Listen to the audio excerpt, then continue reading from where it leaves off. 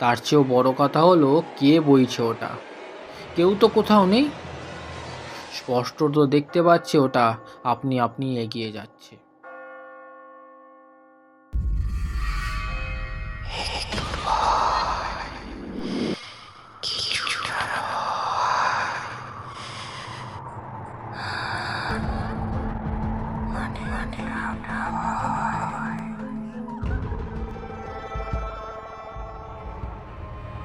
ভারত এবং বিশ্ব সাহিত্যের অজ্ঞাততার কালো অন্ধকারে থাকা কিছু অতি প্রাকৃত অপশক্তি রহস্যের ভাণ্ডার নিয়েই গল্পকার চ্যানেলটি। এই চ্যানেলটিতে আছে একটু ভয়, কিছুটা ভয়, আরও অনেকটা ভয়। So stay connected. আজকের গল্পের নাম হীরেন চট্টোপাধ্যায়ের লেখা গভীর রাতের আতঙ্ক। গল্পটি নেওয়া হয়েছে দেব সাহিত্য কুটির প্রাইভেট লিমিটেড থেকে প্রকাশিত শুকতারার 101 ভূতের গল্প এই বইটি থেকে। প্রধান চরিত্রে জটাধারী, ফাদার আর সেই লোকটি। গল্প পাঠে আমি আদিত্য। এই গল্পটি উপস্থাপনা করেছে ক্রিসকস প্রোডাকশন। তাহলে চলুন শুনে নেওয়া যাক আজকের গল্প গভীর রাতের আতঙ্ক।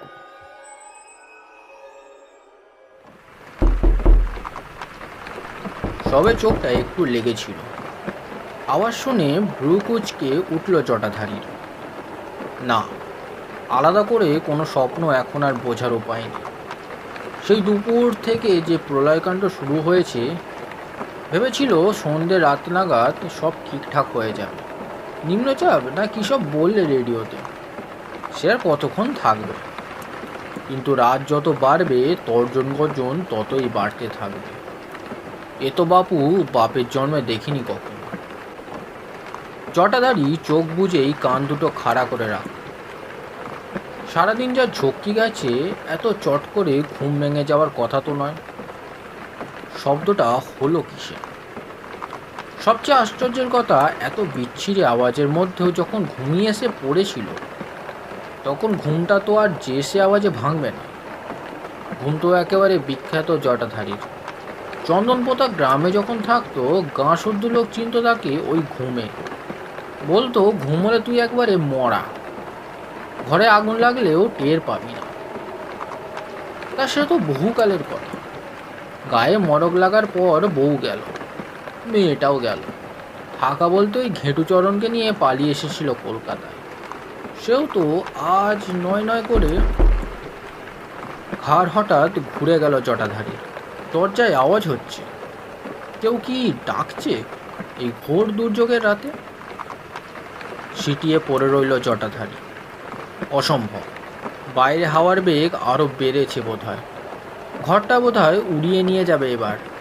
একবারের দমকা হাওয়া আছড়ে পড়ছে, আর মনে হচ্ছে কাঠের পার্টিশন দেওয়া ঘর বুঝি কাত হয়ে পড়বে। সেই সঙ্গে জলের ঝাপটা। ছাদের অ্যাডভেস্টারের ওপর এমন জোরে পড়ছে ফোঁটাগুলো, ছাদ যেন ফুটো হয়ে যাবে মনে হচ্ছে মাঝে মাঝে। না, এই ভয়ঙ্কর রাতে জটাধারীর কাছে কেউ আসবে না, তা সে যত ভালোই কাঠের মিস্ত্রি হোক না কেন। সবচেয়ে বড় কথা, এ ঘর সে খুঁজেই পাবে না। রামমোহন সরণির এই বাড়ির সামনে গাঁ থেকে যেদিন ছেলেটাকে কোলে করে হাজির হয়েছিল, ও তো একটা কাঠের গোলাই ভেবেছিল এটাকে। হ্যাঁ, চিন্টুরামের গোলা তো এটা বটে, কিন্তু ভেতরে এই যে ঘরের মধ্যে ঘর, তার মধ্যে ঘর, এই গোলক ধাঁধার কিছু কি ছাই জানতো সে? চিন্টুরাম তার হাতের কাজ দেখে খুশি হয়ে যখন এই ঘরটা 30 টাকায় ভাড়া দিয়েছিল, ঘরে উঠতে গিয়েই তো সে ভিমড়ে খেয়েছিল। 5 বার উঠোনে পাক খাওয়ার পর কাঠের সিঁড়ি, সিঁড়ি না বলে মই বলাই ভালো। অতি সাবধানে উঠে একটা ছোট্ট কাঠের ঘর, উপরে অ্যাডভেস্টারের ছাউনি। না, তার অবশ্যই অসুবিধে হয় না। বাপ ছেলে বসে কাজ করে, কাঠ তো চিন্টুর কাছেই থাকে। দুপুরবেলা এই ঘরে দুটো ফুটিয়ে নেওয়া, আর রাত্রিরে বেশিরভাগ চলে যায় তাতে। আজকেও সেই রকম করেই মুড়ি টুড়ি খেয়ে গায়ে কাঁটা দিয়ে উঠল জটাধারীর। শব্দটা হলো আবার। না, কোনো ভুল নেই, এবার আরও জোরে। আশ্চর্য, এমন রাতে কেউ আসতে পারে তার কাছে? সামান্য একটা ছুতোর মিস্ত্রির কাছে কে আসবে জল ঝড়ে? একবার মনে হলো চিন্টু ভাই নয় তো, কিন্তু এত রাত বিরেতে তারই বা কী দরকার? সে তো আর পালিয়ে যাচ্ছে না, সকাল হলেই তো। এবার আরও জোরে, আরও নির্ভুলভাবে, কোনো উপায় নেই না উঠে বিছানা থেকে উঠে হাত বাড়িয়ে সুইচটা টিপল জটাধারী। সেই একই রকম রয়েছে আলোটা, ভোল্টেজটা খুব কমে গেছে আর কাঁপছে মির্গি রোগীর মতো। সন্ধ্যের পরই হয়েছিল ওই রকম, এখন আর ঠিক হলো না। বিরক্ত মুখে ঘাড় ঘোরাতেই অ্যালার্ম ঘড়িটার ওপর চোখ পড়ল তার। 1:10, রাত 1:10-এ কেউ কারোর বাড়ি আসে? গলাটা কেমন শুকিয়ে উঠছে জটাধারী।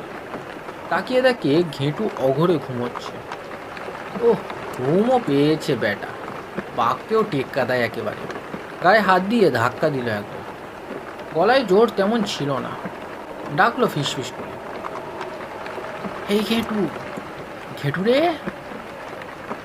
না, ওকে তোলা যাবে না, যা থাকে কপালে। পায়ে পায়ে কপাটের দিকে এগিয়ে গেল জটাধারী। দুর্যোগের রাত বটে, তবে গোটা বাড়িতে থই থই করছিল। তেমন করে একটা হাঁক মারতে পারলে লোকের অভাব হবে না। কপাট খোলার সঙ্গে সঙ্গেই বাইরের উন্মত্ত তাণ্ডব ভু করে ঢুকে পড়ল ঘরের মধ্যে। এলো পাথারি হাওয়া আর শোঁসো শব্দ মুহূর্তেই লণ্ডভণ্ড করে দিল সব কিছু। দরজা ফের বন্ধ করার আগেই মানুষটা ঢুকে পড়েছে ঘরের মধ্যে। মানুষ না বলে দৈত্য বলাই ভালো। দরজার চেয়ে উঁচু মাথায়, গতরও সেই রকম। সমস্ত শরীরটা বর্ষাতি দিয়ে ঢাকা।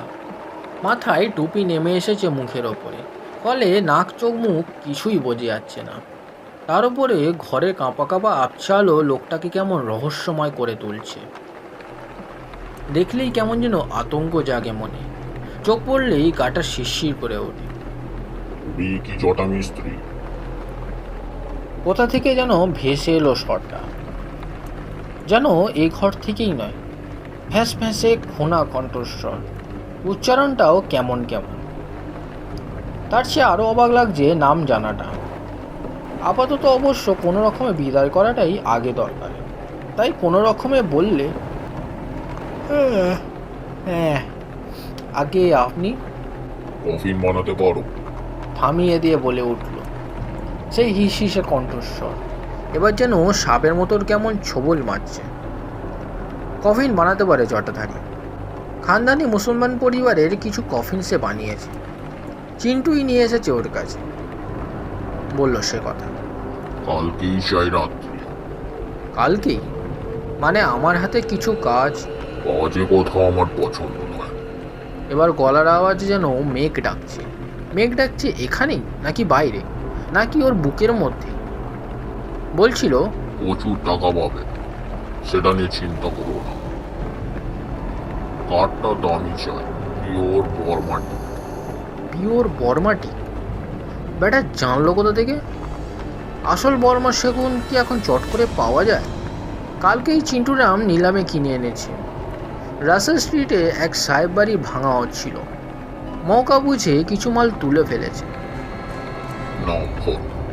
লোকটা বলেছিল। হাতটা একেবারে ওভারকোটের পকেটে ঢুকে আস্তে আস্তে বেরিয়ে এসেছে, আর সেই দিকে চোখ পড়তেই বুকের ভেতরটা কে যেন দুবার হাতুড়ি পিটে দিয়েছে জটাধারী। হাতে করকরে কিছু নোট, তার পরিমাণ বিশাল, কিন্তু কারণটা ঠিক তাও নয়। এমন হাত কোনো মানুষের হয়? আবছা আলোয় ঠিক দেখা যাচ্ছে না বটে, তবে এমন দশাশয়ী মানুষের হাতে এক ফোঁটা মাংস নেই, একেবারেই শুকনো খটখটে একটা সাদা হাত। ভাববার মতো মনের অবস্থা ছিল না। কোনো রকমে আলগোচে টাকাটা নিয়ে জটাধারী বললে, আগে মারটা কি হবে? দেখে নাও। মানে? জটাধারীর মাথায় কিছু ঢুকছিল না। বেশি কিছু ভাববার আগেই লোকটা আবার বললে, আবারই কফি। গুম গুম করে একসঙ্গে 1000টা ঢাক যেন বেজে উঠল কানের কাছে। সাপের ছোবলের মতো ঠান্ডা বাতাস আছড়ে পড়ল বুকে। হতমামের মতো কতক্ষণ দাঁড়িয়েছিল কে জানে। খেয়াল হতে দেখলো কেউ কোথাও নেই। বাইরে বেরিয়ে দেখে এলে হতো। জটাধারী দরাম করে দরজা বন্ধ করে দিয়ে দরজায় পিঠ দিয়ে ঘন ঘন নিঃশ্বাস ফেলতে লাগলো।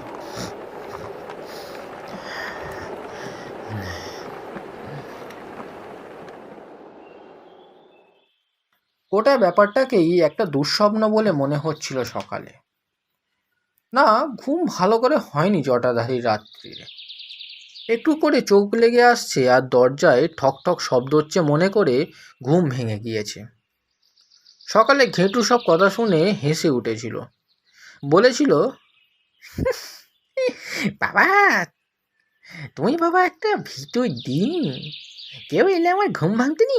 ঘুম ভাঙবে? তুই তো বেটা বাপের চেয়ে এক কাটি বাড়া। আসলে সব স্বপ্ন হতে পারে, কিন্তু চোখের সামনে এই করকরে নোটের তারা, ওটা তো আর স্বপ্ন নয়। চিন্টুরাম বলেছিল, দূর অত রাত্রিরে কেউ আসে নাকি? কেউ হঠাৎ মারা গেলে কফিন তো সঙ্গে সঙ্গেই লাগে। কেউ কি বলবে নাকি যে নিজের কফিন তৈরি করার জন্য? ওর মতোই হয়তো বড়সড় চেহারা, তাই নিজেকে দেখিয়ে দিয়েছে। না, তাও ভয় কাটলো না জটার। দেখে চিন্টু বলেছে, আচ্ছা ঠিক আছে বাবা, রাত্রির লোকটা আসবে বলেছে তো, আমি নয় থাকবো তোমার সাথে। না না না না, তার দরকার নেই, জটাধারী বলেছিল। তুমি আজ ঘেঁটুরে তোমার সঙ্গে রেখে দিও, তাহলেই হবে। তো হয়েছিল সেই রকমই। 7টা 7:30টার মধ্যে দুটো ভাতে ভাত রেঁধে ওকে খাইয়ে দিয়েছে জটাধারী, নিজেও খেয়েছে। ঘেঁটু অঘরে ঘুম দিচ্ছে, দেখে এসেছে 9টার পর গিয়ে। তারপর থেকেই এই প্রতীক্ষা। ঘড়িটা একবার দেখতে পারলে হতো। দেখে অবশ্য লাভ নেই, যতক্ষণ শুয়ে আছে 12টা 12:30 তো হবেই। তেষ্টাও যেন পাচ্ছে একটু একটু, কিন্তু উঠতে গেলেই মোমবাতিটা জ্বালাতে হবে। কালকের দুর্যোগ তো এখনও কাটেনি, একটু ভাটা পড়েছে এইমাত্র, তবে আলোটা তেমনি গেছে দুপুর থেকে। যাও মা মিটমিট করে পিদিমের মতো জ্বলছিল দুপুর থেকে, তাও ফট। সেই জন্যেই তো সারা দুপুর বিকেল কাজ করে কাজটা উদ্ধার করেছিল জটাধারী। আলো যদি রাত্রিরেও না আসে, হাতের কাজ তো আর সারতে পারবে না। ঠিক তাই হলো। ছাইয়ের আলো কি আজ আর আসবে? কখনোই না। না, কাজটা জটাধারী খারাপ করেনি। ভয়ই হোক আর টাকার গুণেই হোক, কাজটা একেবারে পাকা হাতে সেরেছে। চিন্টুরাম মালটাও দিয়েছে সরেশ, ওই সাহেব বাড়িতে কেনা 1 নম্বর সেগুন কাঠ। র্যাদা চালাচ্ছে যেন হাত বোলাচ্ছে ঘেঁটুর গায়ে। একটু ঘষতেই কি ফাইবার! আফসোস হচ্ছিল, এমন কাঠ কেউ মাটির তলায় দিয়ে নষ্ট করে। যাকগে, সে যার জিনিস সে যা খুশি করুক। কিন্তু কথা হচ্ছে, সত্যি সত্যিই সে আসবে তো, নাকি সারাদিন ধরে জটার এই পরিশ্রমটাই বেকার? বলেছিল রাত্রি আসবে, তো সে রাত্রির মানে কটা? রোজ রোজই কি মানুষের কাছে গিয়ে রাত দুপুরে এমন উৎপাত করবে নাকি? সারাদিন পরিশ্রম করেছে, একটু ঘুমটুম তো মানুষের দরকার নাকি? ভাবছিল, তার মধ্যেই শব্দটা কানে এলো জটার, সেই কালকের শব্দ, কিন্তু একটু মোলায়েম, একটু আস্তে আস্তে। শব্দটা শুনছে তো ঠিক, নাকি ভেতরে ভেতরে একটা উত্তেজনা রয়েছে বলেই ভুল শুনছে? একটু অপেক্ষা করে দেখবে কি? কেউ এলে তো ডাকবে আর একবার। ডাকলো। বেশি অপেক্ষা করতে হলো না জটাধারীকে। বিছানা থেকে নামলো জটাধারী। মাথার কাছেই ছিল দেশলাইটা, মোমবাতির কাছে সোজা এগিয়ে গেল। হাত দুটো তার কাঁপছিল। দুটো দেশলাই কাঠি খরচা করে কোনো রকমে ধরালো মোমবাতিটা। কুঁজো থেকে গড়িয়ে একটু জলও খেলো। একটু জল ছলকেও পড়লো মেঝেতে। একটু বুঝি লাগলো কফিনের গায়েও। প্রায় গোটা ঘর জুড়েই তো রয়েছে ওটা। দরজা পর্যন্ত এগোবার আগেই আবার সেই শব্দ, আবার সেই মূর্তি। আজ যেন আরও উৎকট লাগছে। মোমবাতির আবছা আলোয় মুখের ঘরগুলো যেন একটু প্রকট হয়ে উঠেছে বেশি। Very good. কফিনের উপর নজর পড়েছে তার। আগের দিনের মতোই ফ্যাঁসা গলায় বলছে, ওটা বার করে দাও ঘর থেকে। সে আর বলতে, আপদ যত তাড়াতাড়ি বিদায় হয় ততই মঙ্গল। বাকি রাতটা অন্তত ঘুমোতে পারবে একটু শান্তিতে। কোনো রকমে টানতে টানতে কফিনটাকে নিচে নামাবার সিঁড়ির কাছে নিয়ে এলো জটাধারী। ওভারকোটের পকেট থেকে ডান হাত বার করেছিল লোকটা। বললে, ঠিক আছে। হাত নেড়ে চলে যেতেও ইঙ্গিত করলো। না বললেই যেন দাঁড়াতো জটাধারী। তাড়াতাড়ি ঘরের মধ্যে ঢুকে মোমবাতিটা ঠিক জায়গায় রেখে পেছনে ফিরতেই সেই মানুষ ঘাড়ের কাছে যেন নিঃশ্বাস ফেলছে। বুকটা ধক করে উঠেছিল জটাধারীর। হাতটা বেরিয়ে এলো লোকটার পকেট থেকে। হাতে ধরা একটা ছোট সুদৃশ্য তালা আর রিং সমেত একটা চাবি। তালাটা তুমি বন্ধ করে দেবে কফিনে, ঠিক আছে? তাড়াতাড়ি হাত বাড়িয়ে নিতে গিয়ে হাতটা বোধহয় একটু ছুঁয়ে ফেলেছিল জটাধারী। সঙ্গে সঙ্গে যেন গোটা শরীরে বিদ্যুৎ তরঙ্গ খেলে গিয়েছে। হিম শীতল একটা হাত, যেন বরফের চেয়েও ঠান্ডা, একেবারে অবশ করে দেওয়ার মতো। কোনো রকমে মাথা নিচু করে কফিনের দিকে এগিয়ে গেল। বেশ দামি তালা মনে হচ্ছে, সোনার নাকি কে জানে। চাবিটা লাগিয়ে রিং শুদ্ধ চাবিটা ফেরত দেওয়ার জন্য মুখ তুলতেই চক্ষু স্থির। কোথায় গেল মানুষটা? এই তো জলজান্ত দাঁড়িয়েছিল চোখের সামনে। এর মধ্যে যাবে কোথায়? ঘরে সেঁধ হয়নি তো আবার গিয়ে? তাড়াতাড়ি ঘরে ফিরে এলো জটাধারী। কই না তো, ঘরেও তো নেই। তাহলে? বিস্মিত চোখে ঘাড় ঘুরিয়েছিল জটা। তারপর চোখে যা পড়ল তা না দেখলেই বুঝি ভালো ছিল। গোটা কফিনটা এখন ভাসছে হাওয়ায়, ঠিক যেন কেউ কাঁধের ওপর তুলে নিয়েছে। মনে হচ্ছে সিঁড়ি বেয়ে কেউ নেমে যাচ্ছে। চোখ দুটো ভালো করে কচলে নিল জটাধারী। সম্ভব না, একেবারেই সম্ভব না। একা একা ওই কফিন নিয়ে সিঁড়ি দিয়ে নামবে, সেটাও অসম্ভব। কারণ সিঁড়ি তো ওটা নয়, আসলে ওটা একটা মই। তার চেয়েও বড় কথা হলো, কে বইছে ওটা? কেউ তো কোথাও নেই। স্পষ্ট তো দেখতে পাচ্ছে ওটা আপনি আপনি এগিয়ে যাচ্ছে। জটাধারী এগিয়ে যাচ্ছিল সামনে। ইচ্ছা ছিল না একটু, কিন্তু মনে হলো কেন কে যেন টানছে। কফিনের পেছন পেছন যাওয়া ছাড়া আর কোনো উপায় নেই তার। এক অদৃশ্য শক্তি যেন ঠেলে ঠেলে নিয়ে যাচ্ছে ওকে ওদিকে। রাস্তায় এসে পড়ল কফিন। হাওয়ার বেগ ততটা নেই, কিন্তু যা আছে তাও নেহাত মন্দ নয়। বৃষ্টি পড়ছে গুঁড়ি গুঁড়ি। শীত এখনো পড়েনি, কিন্তু ভিজে গায়ে হওয়ার ঝাপটা লেগে রীতিমতো দাঁতে দাঁত লেগে যাচ্ছিল জটাধারীর। কেন যাচ্ছে, কতক্ষণ যাচ্ছে, আর কোন দিকেই বা যাচ্ছে? কিছুই খেয়াল হলো না জটার। খেয়াল রেখে কোনো লাভও ছিল না তার। গায়ে নিশির ডাকের কথা শুনেছে, এও যেন ঠিক তেমনই ব্যাপার। দেহ কাঁপছে ঠক ঠক করে, ভেতরে ভেতরে কাঁপুনি ধরেছে, অথচ চোখের দৃষ্টি ওই একদিকে। পা চলেছে যন্ত্রের মতো। শেষ পর্যন্ত যেখানে কফিনটা থেমেছে সেই জায়গাটাকে চিনতে পেরেছে জটাধারী। পেরে আর একবার একটা শীতল স্রোত নেমে গিয়েছে ওর মাথা থেকে সিঁড়তারার ভেতর। এটা তো কবরখানা। হ্যাঁ, সেই কবরখানা। বহু কবর যেখানে শোয়ানো, মাটির ওপর ছোট ছোট স্তম্ভ আর ফলক। চিন্টুরাম একবার নিয়ে এসেছিল ওকে। নির্জন রাস্তা, একটি লোকও নেই কোথাও। প্রত্যেকটি বাড়ির জানালা বন্ধ। রাস্তা ছাড়া এক ফোঁটা আলো নেই কোথাও। শুধু আবছা ঘোলাটে রাস্তার আলোয় দেখা যাচ্ছে এখন। কফিন বড় লোহার গেটের উপর দিয়ে ঢুকছে ভেতরে। আমি কি করে ঢুকব? গেট তো আমায় খুলে দেবে নাকি? এসব চিন্তার অনেক আগেই জটাধারী দেখতে পেল গেট বয়ে সে ওপরে উঠছে। কে দেখে ফেলবে? দেখে ফেললে কি হবে? এসব কথা ভাববারও সময় ছিল না তার। ভাববার মতো অবস্থাতেও সে ছিল না। কফিনের সঙ্গে সঙ্গে এসে দাঁড়ালো বিস্তীর্ণ গোরস্থানে। তারপর যা হলো কোনোদিন কল্পনাও করা যাবে না সে দৃশ্য। কফিন থেমে গেল একটা স্তম্ভের কাছে এসে। ঠিক তারপর পাশের একটা ফাঁকা জায়গায় নেমে পড়ল সেটা মাটিতে। আর ওই স্তম্ভটা একবার যেন নড়ে উঠল হঠাৎ। দেখতে দেখতে কেঁচো যেমন মাটি খুঁড়ে ওঠে, তেমনইভাবে মাটির পুঞ্জ সরিয়ে একটা কফিন উঠে এলো নিচে থেকে। একটা হু হাওয়া ছুটে এলো যেন কোথা থেকে। সমস্ত গোরস্থান কাঁপিয়ে ধুলোর ঝড় উঠল। ধুলোয় ঢেকে গেল সমস্ত কিছু। সেই ধুলোর আস্তরণ যখন সরে গেছে সামনে থেকে, জটাধারী কানে এলো এক শীষ দেওয়ার মতো তীব্র শব্দ। সেই শব্দের সঙ্গে সঙ্গে খুলে যাচ্ছে দুটো কফিনের ঢাকা।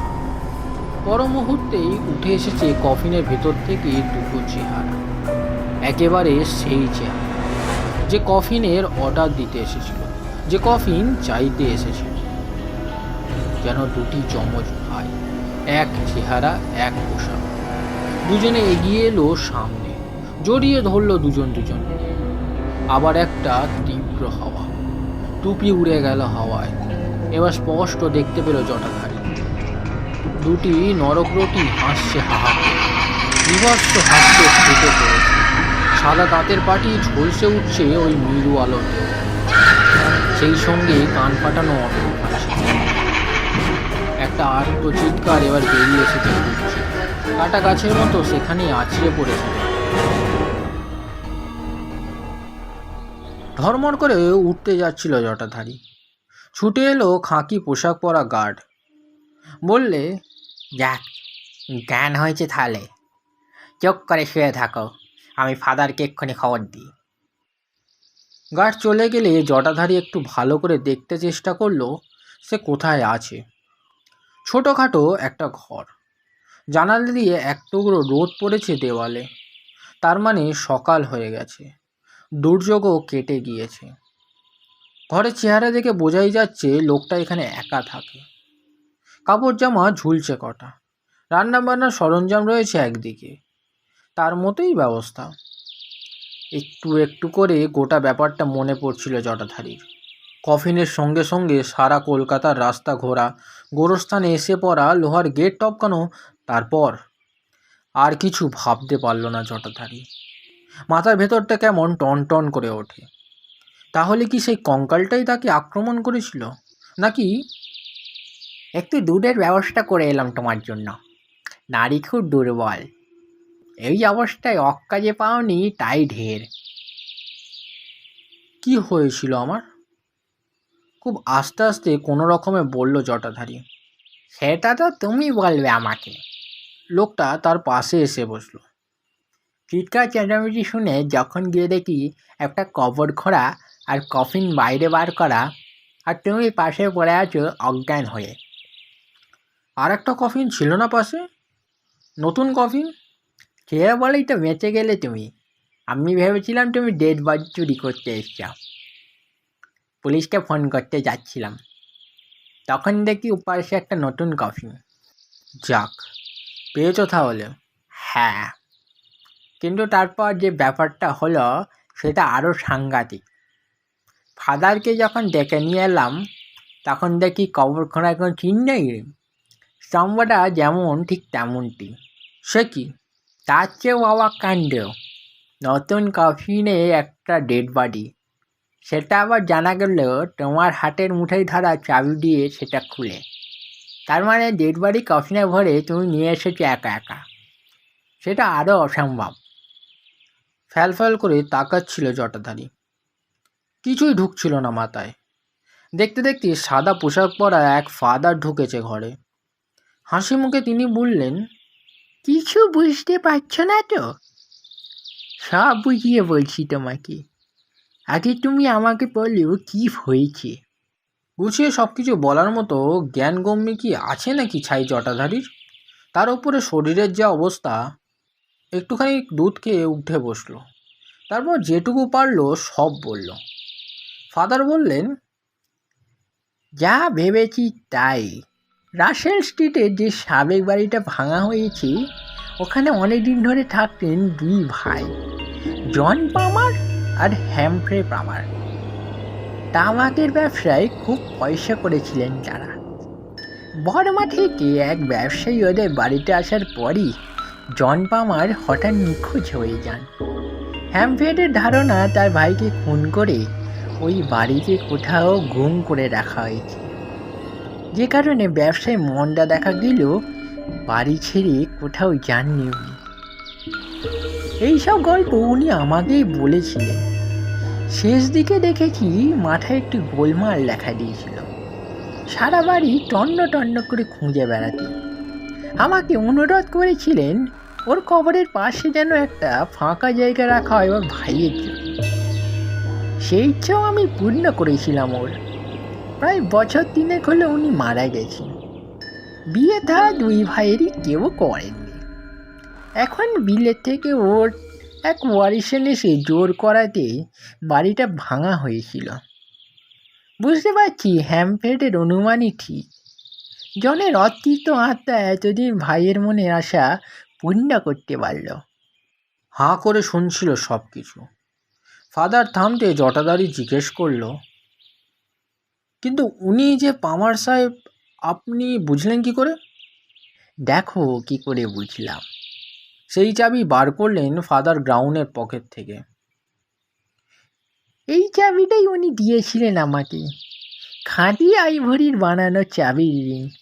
নামটা খোদাই করা আছে ওইখানেই, দেখো না। হাসি পাচ্ছিল জটাধারীর এই এতক্ষণ পরে। ক অক্ষর গোমাংস বলে কথা, সে পড়বে ইংরেজিতে লেখা নাম। হেসে কি একটা বলতে যাচ্ছিল, হঠাৎ তরাক করে উঠে দাঁড়ালো। বললে, আমি যাচ্ছি ফাদার। আরে একটু রেস্ট নিয়ে যাও, তুমি দুর্বল এখনো। আরে ধুর চাই, দুর্বলে নিকুচি হয়েছে। আসলে ঘেটুচরণের কথা মনে পড়ে গিয়েছে ওর। সারা রাতটা ছেলেটা কী যে করেছে কে জানে। দরজা দিয়ে ছিটকে বেরোতে বেরোতে বলছে, আমার ছেলেটা যে একা আছে গো ফাদার।